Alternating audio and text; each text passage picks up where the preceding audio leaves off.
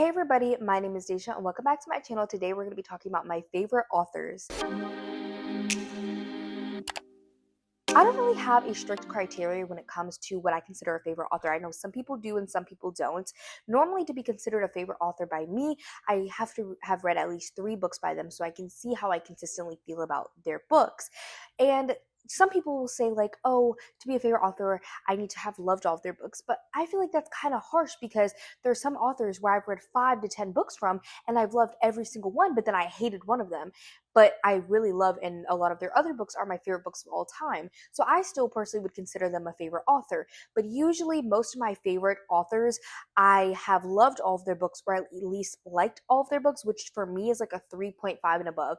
A 3 star is still a book that I liked, but it's almost an even amount of like dislike and like. A 3.5 is like a solid book that I liked. So most of these authors have all books that I've read 3.5 or above, and a lot of these authors I've read a ton from, and then some of them I've read only a couple books from, but I still really love their work. And I just wanted a chance to be able to talk about some of my favorite authors. I have a variety of favorite authors across many different genres.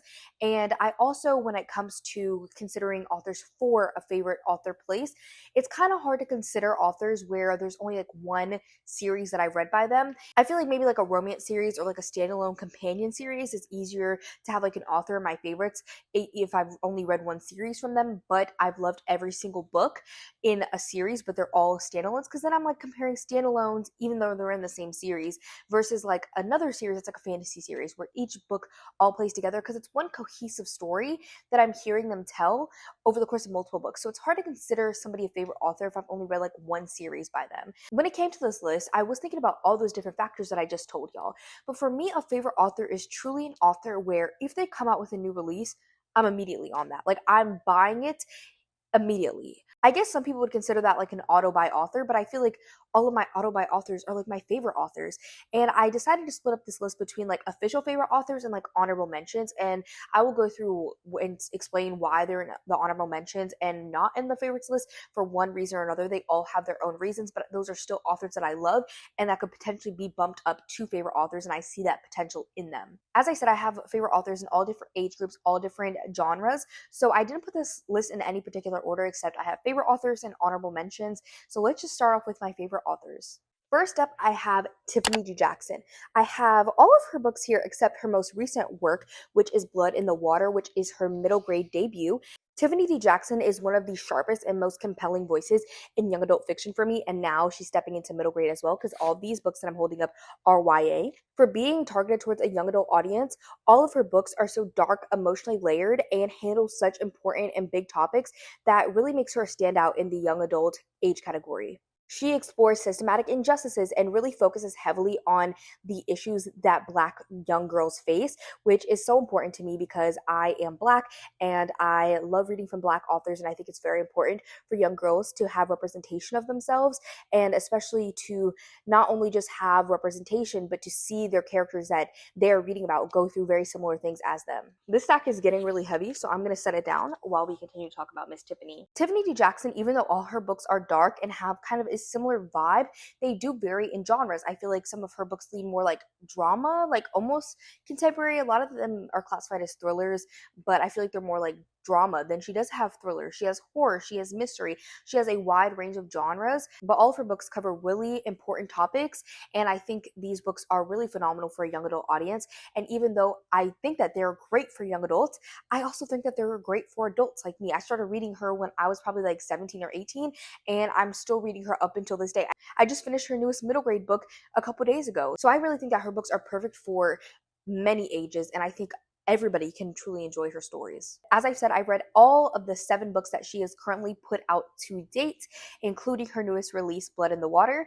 Now I'm going to go through all of the books that I've read, tell you guys a little bit about them, and give you my rating and tell you which one is my favorite. First up, I have Monday's Not Coming, which I gave 4.25 stars. A couple years ago, I was giving out quarter stars. I've since stopped that. So some of these books do have quarter stars, and this is one of them.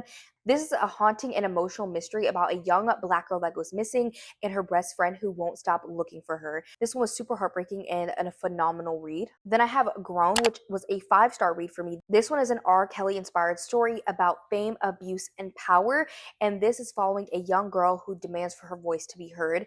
This one is so good, and I really like the exploration of the music industry and what Black girls face in that industry. As you guys can tell, I'm not talking too in depth about each individual book because there are so many books in this video, simply because I've read a lot of books from each of these authors, but it's more about them as a whole. So I just wanted to tell you a little bit though, just so you guys have it. Then I have Allegedly, which was a 4.5 star, and I think this is honestly her most underrated work. This one and one other, but this one was my favorite of the two that I think are most underrated. This one is truly a gripping, gut-punching story about a young Black girl who is convicted of a horrific crime, and she's trying to reclaim her truth in a world that has already deemed her guilty.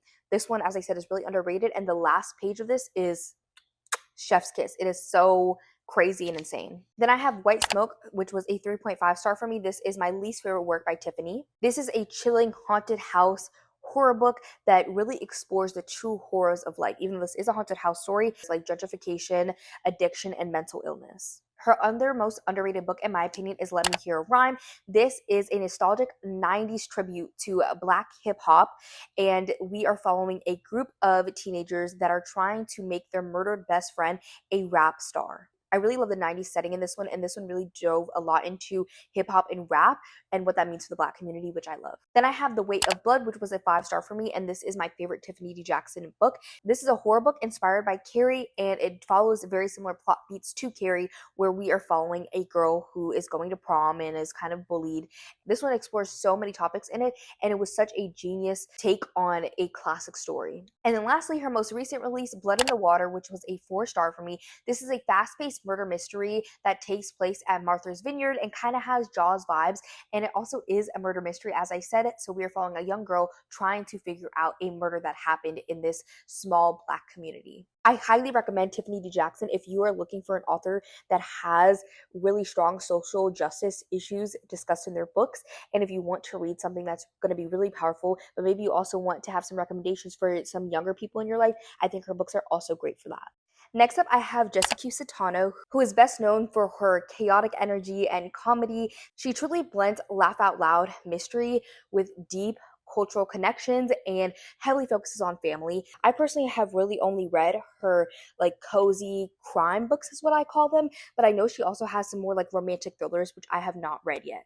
She currently has 2 of like those cozy crime series, so I've read both with what they've published so far. So first up is Dial A for Aunties. Here is the first book, Dial A for Aunties. The second book, For Aunties and a Wedding, and the last book, which is The Good, the Bad, and the Aunties. The first book I rated 5 stars. The second book I also rated 5 stars, and then the third book was a little bit of a letdown for me, and I unfortunately rated it 3 stars. But overall, I really like this series. Each book has kind of a different mystery or main plot that's going on, but in this first one, we are following a wedding photographer who accidentally murders her date, and she turns to her Chinese Indonesian aunties and mom to help her in covering up this crime, but they're also putting on one of the biggest weddings they've ever done.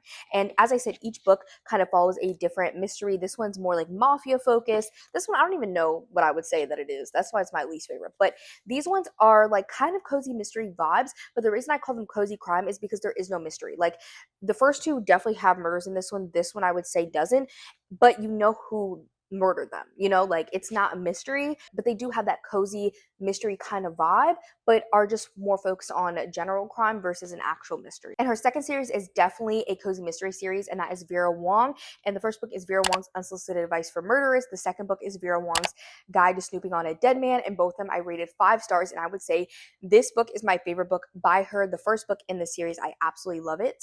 When a body turns up in Vera Wong's tea shop, she decides that she is better at solving this murder than the cops, and she brings a found family together all around this murder while she is trying to solve it. This book has so much found family in it, and Vera Wong is honestly so iconic. I love her so much. Next up, I have Kennedy Ryan, the biggest stack we have so far. Kennedy Ryan writes super emotionally raw and socially conscious romances. They truly cut deep, and they always center Black joy, resilience, and truly unforgettable love stories. I needed to set that down because it was so heavy, but her books truly are what I describe as real life because they discuss such important topics like mental health, trauma, things that the Black community faces, and she does it in such a nuanced, complex way. But she also brings so many joys of life into her stories, including swoon-worthy romances. Now, these are almost all the books that I own by her. I also own Real, which I have not read, but I have not read all of these. I have not read Real. As I said, I haven't read The Kingmaker, which is the first book in one of her other series. And then I've only read the first book in the Hoop series, which is Long Shot.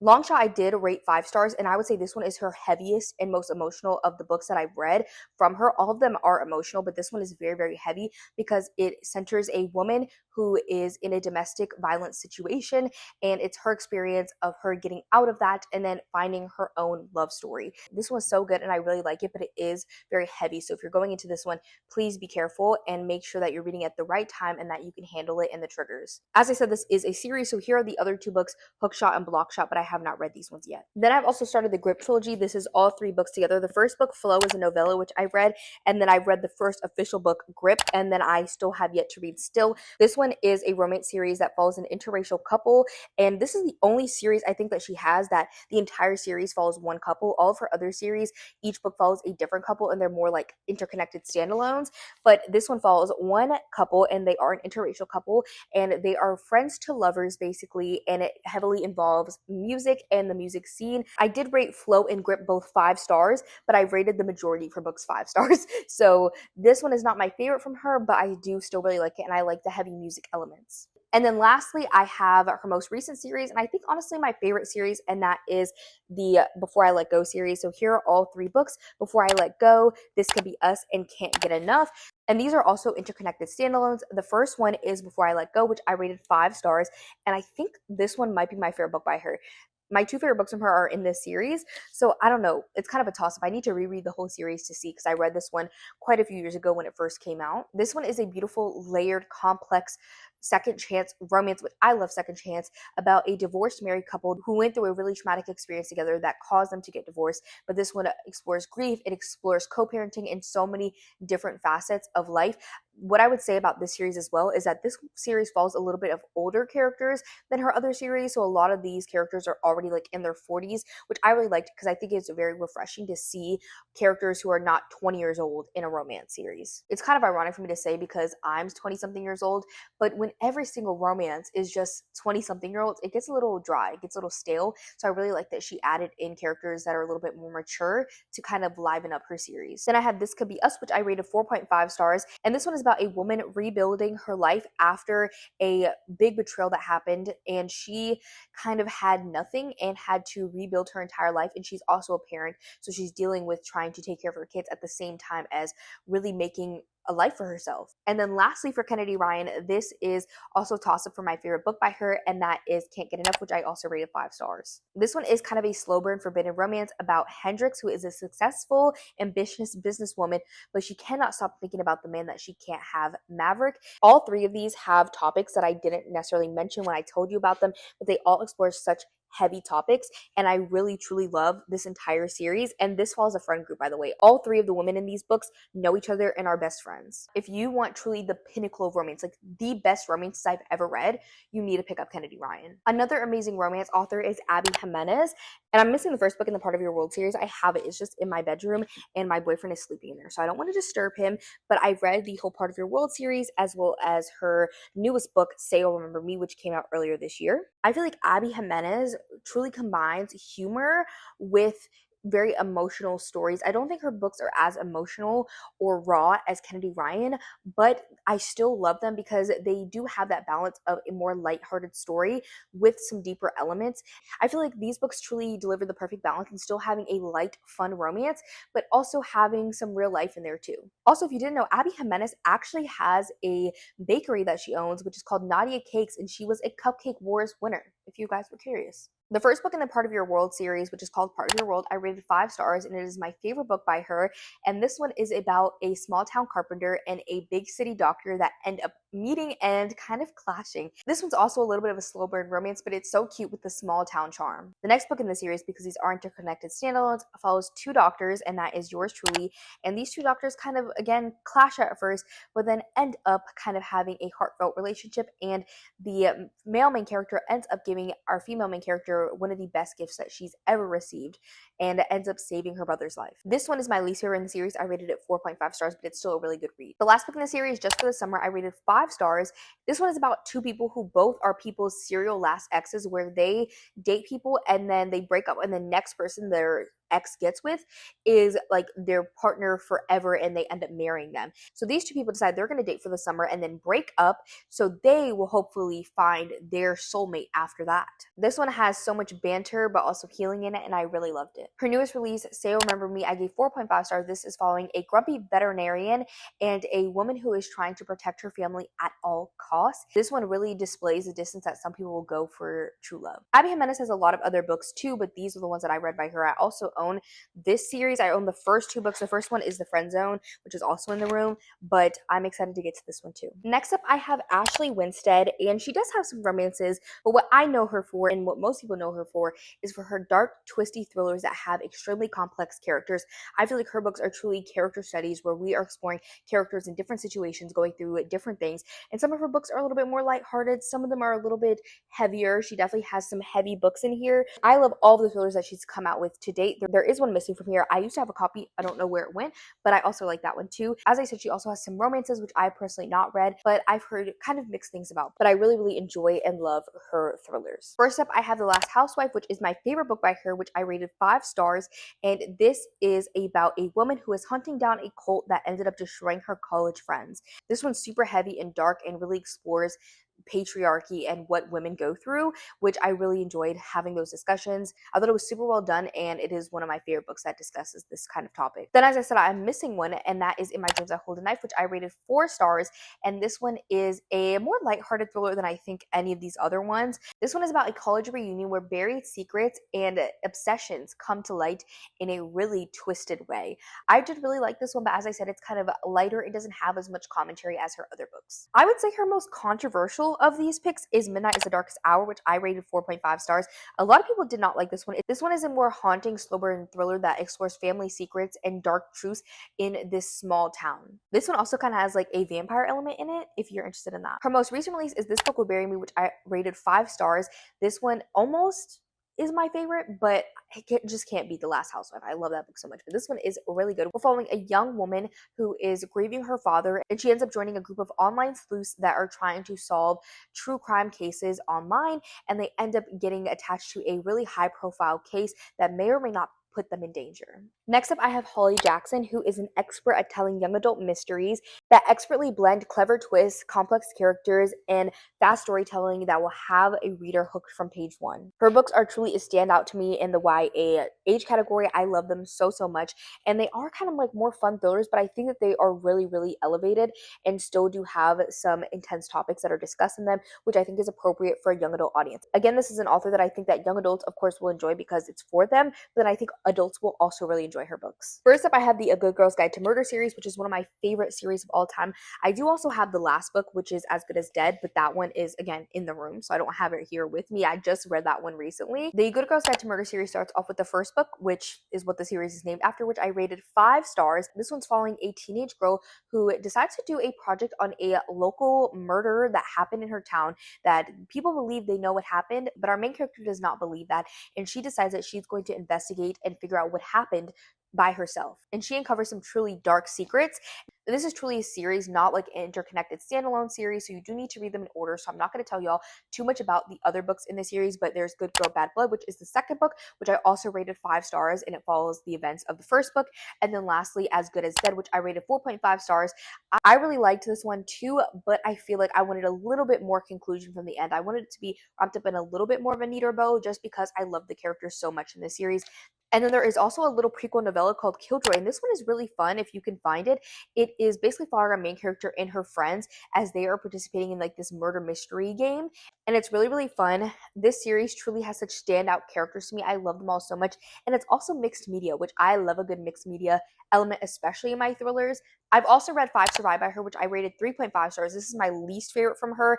A Good Girl's Guide to Murder is my favorite. I forgot to say that. The first book in that series is my favorite. Well, the whole series, it's a 5-star series for me overall. But then Five Survive is my least favorite from her. I gave it 3.5 stars. We are following, I believe, 6 teenagers that are trapped in an RV while a sniper is hunting them. This one is definitely a little bit more fast-paced and a little bit, I would say, more fun. I think A Good Girl's Guide to Murder has some pretty good like commentary and things that it's talking about in that series. I think Five Survive is a little bit more just like a fun classic thriller. Her most recent release was The Reappearance of Rachel Price, which I rated 4 stars. And this one is about a young girl. Again, these are all falling teenagers. And she is looking into the disappearance of her missing mother and who ends up coming back. Hence the reappearance. And this one I feel like kind of had more similar vibes to A Good Girl's Guide to Murder.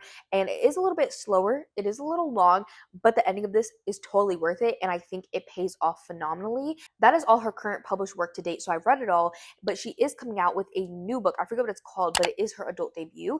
And so I'm really, really excited for that one. Of course, I had to mention Eric LaRocca, who writes beautifully haunting, speculative, and horror fiction that combines beautiful prose with truly haunting themes like trauma, identity, and also the supernatural. His work honestly really often describes kind of the fragility of the human experience, and he discusses so many different themes across all of his books, and almost all of his books I think are queer in some way, shape, or form, which I also really love. I want to say that I've completely read all of Eric LaRocca's works, but that's kind of hard to say because he's had some books that have come out that are no longer being published, so I'm like, do I count those? Do I not? Like, I can't really get my hands on them, but all of the work that you can get your hands on, I have read. And I would say Eric LaRocca is truly like the king of short stories and novellas. Like, I think that is truly where he thrives. All of his work is short story collections or novellas, except 2 books that he has put out, but they're still on the shorter end. The first book that I read by him is my favorite, and that is Things Have Gotten Worse Since We Last Spoke, which is a 5-star for me. There's also a newer version. This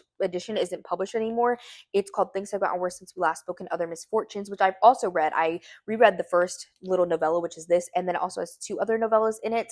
And that one I just don't have here currently with me. I lent it out to a friend. This is a 5-star short story for me. I think the overall collection that you can buy now, I would rate 4.5 stars, but this is such a 5-star for me. Like, this makes that whole collection worth it. This one is a dark poetic tale of 2 women who meet in an early 2000s online chat room, and their connection spirals into a dark, twisted tale of obsession. This one is so good. It's unforgettable. This was one of the first horror books where I was like, oh, fuck. Like, horror can go really there, okay? Like, this one really had me gagged and gooped and is completely unforgettable. Like, I will never forget this book.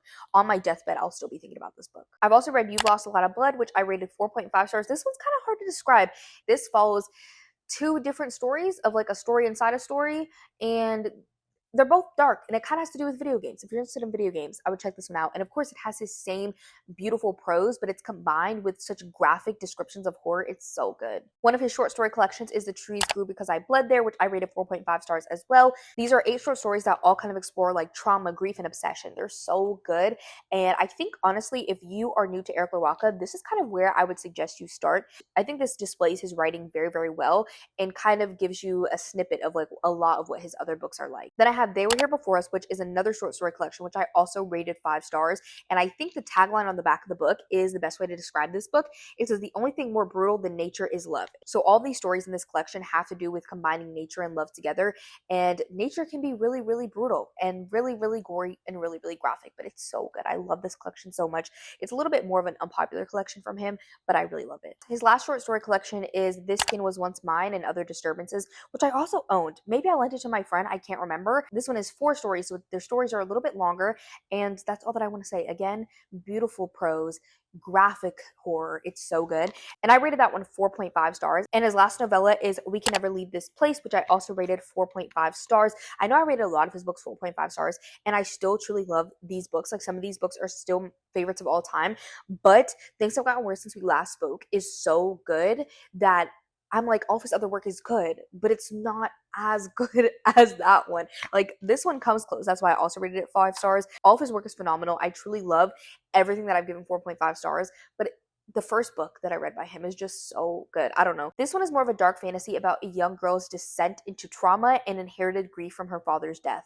It's really, really good, kind of like apocalyptic, but also fantasy. It's a really interesting read if you want to pick it up. Then I have his two novels here. This was his first novel release, which is Everything the Darkness Eats. Yes, I have two copies because one of these is the Arc, and then one of these was the official book that I bought afterwards. This one I rated 3 stars. It's my least favorite from him. It is a little bit disappointing for me. I think if I read this book and I never tried anything from Eric LaRocca, I would have liked it more, but because I know Eric LaRocca's potential, it's a 3 star. A rural New England's town, eerie disappearances pull an aging widow into a world of dark magic, bigotry, and consequences. This book is really interesting. I just feel like it's not as polished as his other work. Then lastly, I have At Dark I Become Loathsome, which I gave 4.5 stars. I really enjoyed this one. This one is kind of hard to describe, but it's about a man who is grieving his wife and his child who he lost separately. And because of that, he basically runs this business where he resurrects people. Let's just put it like that. And this one explores so much about grief and trauma and identity. I truly loved it. Now, I am putting a controversial author on here. I mean, you could probably say more than one of these are controversial, but I do want to address this because people don't like this author. And I think it's really important to recognize when we are reading books by people who do problematic things. And when I read the majority of his work, I didn't know the problems related to him, and that is TJ Klune. But it would be really ingenuine of me to not put him on this list because his books are some of the most moving books that I've ever read. Most of the problematic things that come related to him come from The House in the Cerulean Sea, because apparently this book was inspired by indigenous children who were basically captured and sent to these homes. And that's obviously something that's really traumatizing, that really impacted the indigenous community. And I want to recognize that, of course. TJ Klune has denied these claims. That's all I'm going to say on that. I'm not going to say if it's right or wrong. I do love this book. And when I read it, I had no idea that it was supposedly based on real life history and trauma.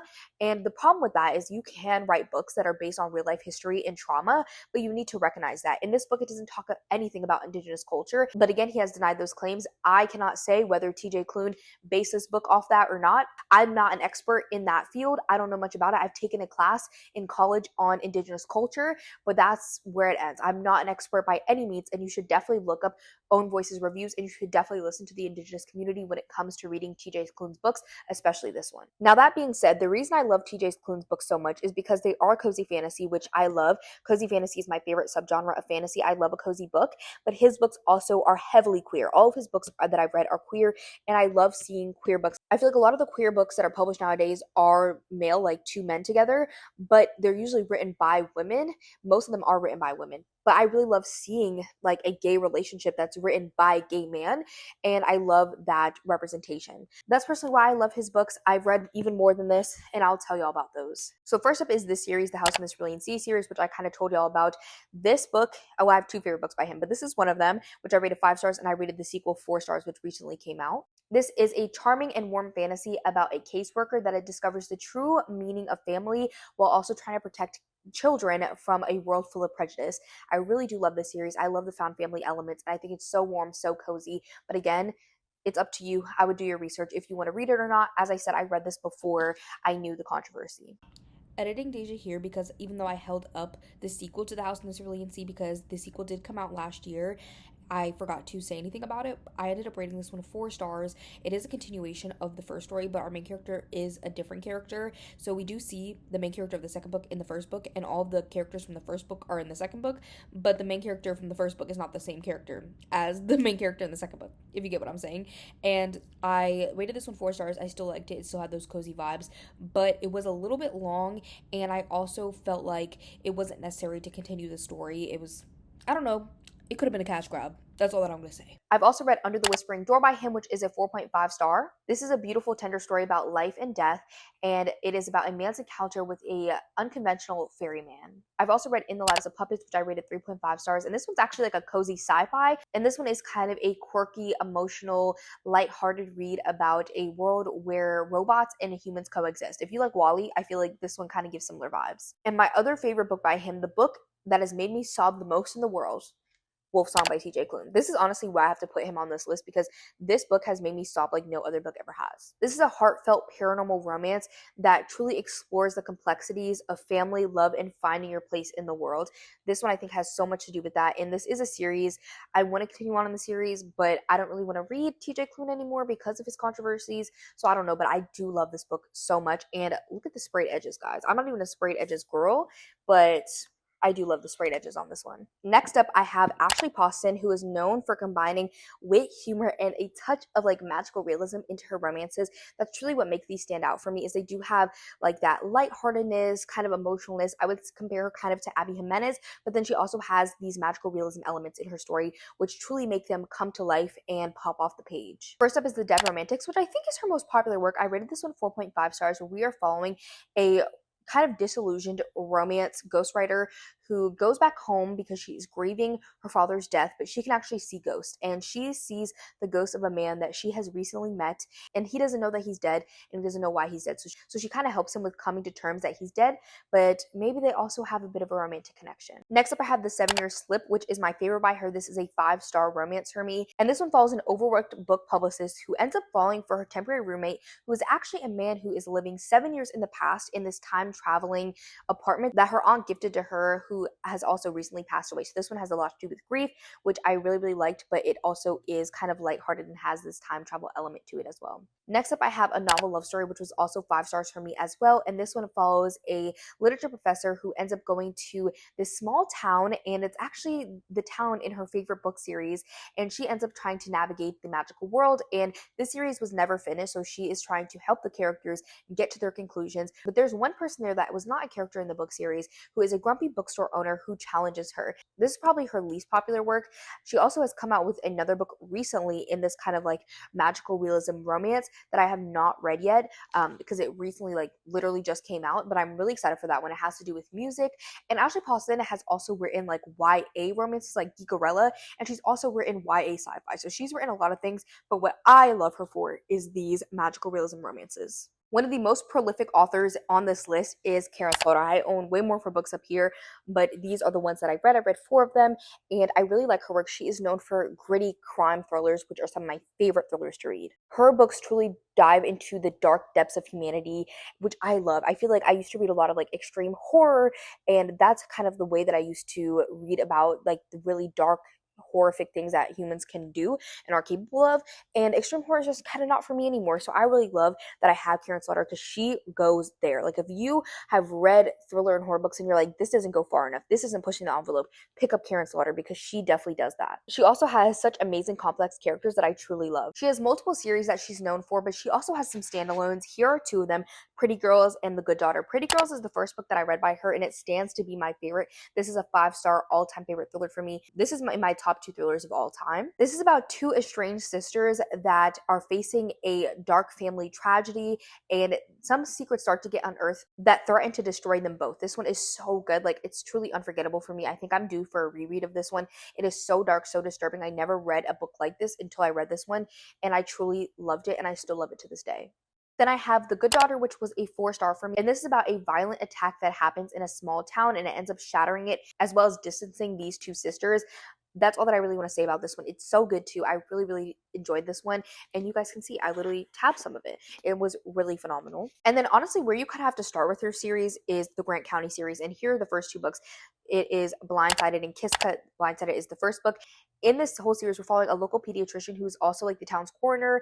And we're also following a police detective. And they are actually divorced. Like, they were married to each other and now they're divorced. And in both these books, they're investigating different murders that have happened in the town. I believe there's 6 books in this series, and then you can read Will Trent. Will Trent does spoil this series, which is why I've not read it yet, but I think that's her most popular series, honestly. But I love this. This one truly is like small town detective, gritty, dark thriller, which I love. It's so good. Next up is S.A. Cosby, who also is known for kind of gritty crime fiction thrillers, but his, I would say, are more like action-packed. I think Karin Slaughter's are more like dark, disturbing, and his are more like gory, violent. And I really do enjoy his work, and I think his work is honestly like the most universal among like adult people. Like, I think that people like me can enjoy it. I think more like dad type vibes can enjoy this. Like, I would recommend this to my dad and my boyfriend, but I also recommended it to my mom and my sister. So I think a lot of people could really enjoy his work. He currently has 5 published works to date. I lent one to my mom, so I don't have that one with me. And then his most recent release, King of Ashes, I have not read yet because it is for my in-person book club. It came out in June, but my book club has it for July, so I'm trying to read it close to the book club date. First up is Razor Blade Tears, which I rated 5 stars. This is his most like iconic work, I would say. This is about two estranged fathers, one black, one white. They're estranged from their sons, who are a gay couple who end up actually getting murdered, and they're seeking vengeance against the people that murdered their sons. This one is very graphic, very gory, very fast paced, very giving like action movie vibes, but in the best way possible. Like, don't be put off, because I don't like action movies, but I love his work, even though they do remind me of action movies. Then I have All the Sinners Bleed, which is also a 5 star for me, and this is my favorite book by him. Again, top 2 thrillers of all time. This one and Pretty Girls are my top 2 favorite thrillers of all time. This is an atmospheric thriller that follows a small town cop that is hunting down a sadistic serial killer in a small town that is steeped in corruption and darkness. This one is so good. I say that this one is like if S.A. Cosby wrote a Karen Slaughter plot.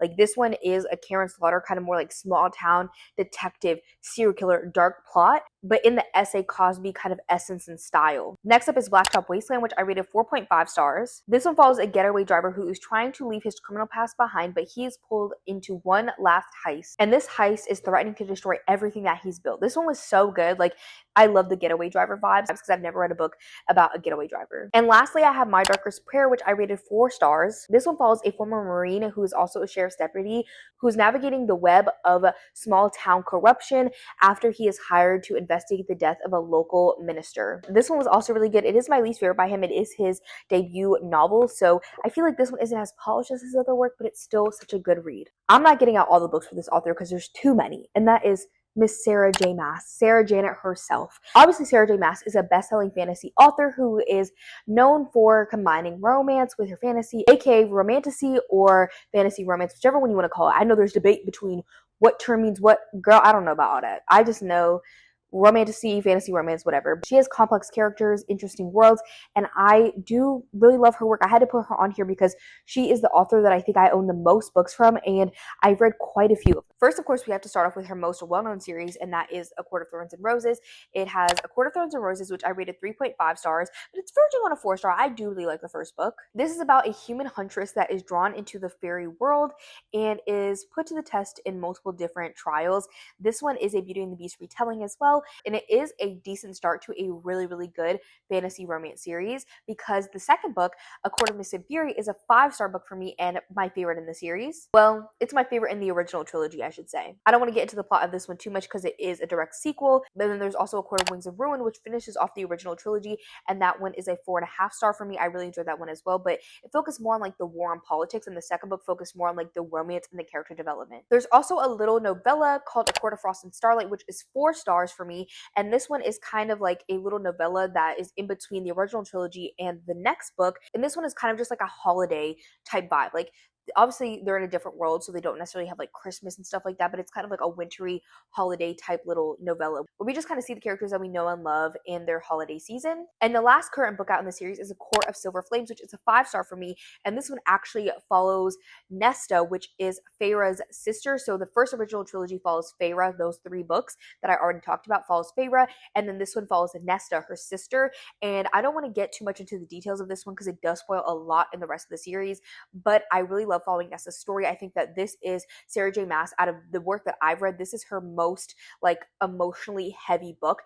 Nessa's going through some really intense stuff. She's really going through it with her mental health, and this really focuses on that a lot, which I loved, and I really do enjoy the romance in this one too. Can't tell you who it's with, but I do really like it. And I think there's going to be one more book in this series which follows Feyre's other sister, but that one has not come out yet. Then we have her other series, Throne of Glass, which I have read the first 3 books as well as the prequel novella. So Throne of Glass is the first book, which I rated 4 stars. This is about an imprisoned assassin who is fighting in a competition for her freedom. It's so good. I'm sure you guys heard about it. This series expands into so much, and I haven't even finished it, but just in the 3rd book alone, so much has changed, so much has developed from the first book, and I cannot wait to continue on. I always say this book I actually read when I was in 6th grade. Okay, I did a book report on it in 6th grade. That's how I remember. And I still have not finished the series, but I'm going to. I really want to finish it this year. So we'll see if I do that. I'm just waiting till like the fall, winter time to do it, but I think I can do it this year. The prequel novella, The Assassin's Blade, I also rated 4 stars. And if you're curious, I read this second. There's a big debate on where you should read the novellas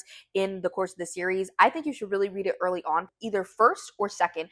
I recommend second the most. I feel like it makes sense to be introduced into our main character and kind of like see her story story and then kind of get a little bit of her past before it gets really, really important, because these novellas are important into the rest of the series. So I rated this one 4 stars as well. I really, really liked it, and I feel like it expanded upon Selena so much, and I enjoyed it. And the second book, Crown of Midnight, I rated 4.5 stars. I don't hear a lot of people talk about this book, but I really liked it. And then the third book, Air of Fire, I rated 5 stars. It's my favorite in the series so far, but I do really love Crown of Midnight too. And now we get to talk about my favorite book by Sarah J. Maas, and that is House of Earth and Blood. As you guys can see, look at the tabs on this book. Look at the tabs on this book. I don't really tab or annotate my books anymore because I'm such an audiobook reader, but I read this book multiple times. I've tabbed it, and I truly do love this book. Now, do I think the rest of the series is as good? Probably not. I haven't fully completed it because I haven't read the third book yet because I'm scared because everybody hated that one. But this book alone, like if this was a standalone fantasy, it would be phenomenal. Like this is in my top 3 fantasies of all time. I really, truly love this book. And then I have read the sequel, House of Sky and Breath, which I gave 4 stars. I liked it, but not as much as the first book. And as I said, I haven't read the third book in this trilogy. I think it's going to be a trilogy. I don't think there's any more books coming out, but I haven't read the last book yet because I'm nervous. But the first book is just so good. And now we're going to talk about our last author for the day. I know I said I was going to do honorable mentions, but I've been recording for literally over an hour. So maybe we'll have to do a part 2 where I talk about more of my favorite authors, aka the honorable mention. That last author is Elizabeth Acevedo. She also writes mostly young adult novels, and she is a dynamic poet and novelist who is known for her lyrical prose and amazing storytelling that really focuses on family identity and resilience. I truly love her work so much, and a lot of them are told in a poetry format, which I also really enjoy.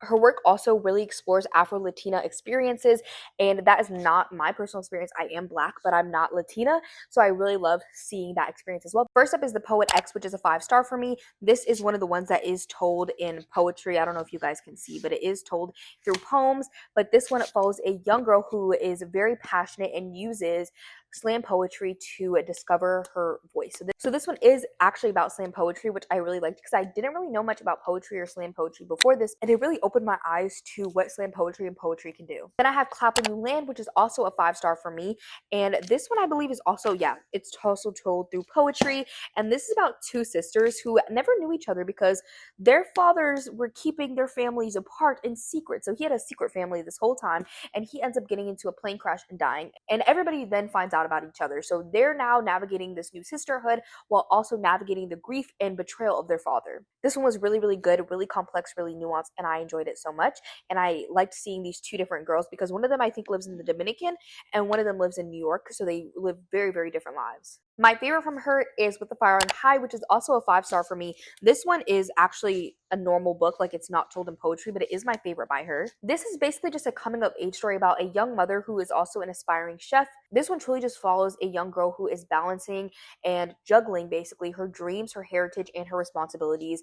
I really think that we need more representation in YA of young mothers because that is a reality for so many people, and I think that they deserve their representation too. This one was so good, and I think I really liked it because of the food, and this one also has a really cute romance in it. Then she also has a visual poem, which is called Inheritance. I also rated this one 5 stars. This one is a beautifully crafted, poetic exploration of generational trauma, healing, and the bonds that tie families together. This one was really, really short, but also extremely powerful. Then lastly, we have Family Lore, which is her adult debut, which I rated 3 stars.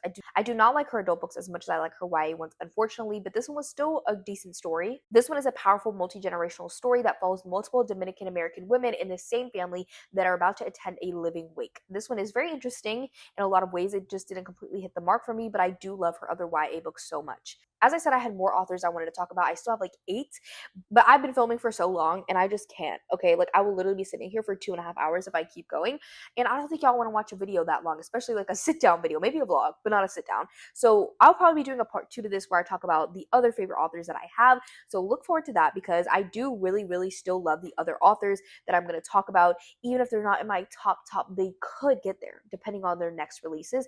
I would love to know what your favorite authors are down below because I would love to have more like favorite authors. I love having favorite authors, like people that I know that I can go to and I'm gonna love their work. And so if you have any of those, I would love to know them. And while you're down there, you can also leave me the star emoji and I will see you on the next one. Bye everybody. I'm running around to the kitchen, soaking in moments we live in, yeah. You got the nerve to be on me, taking a life for the IG. If you got my number, don't have me, cause baby, I'm on hiatus. I'm on hiatus. I'm a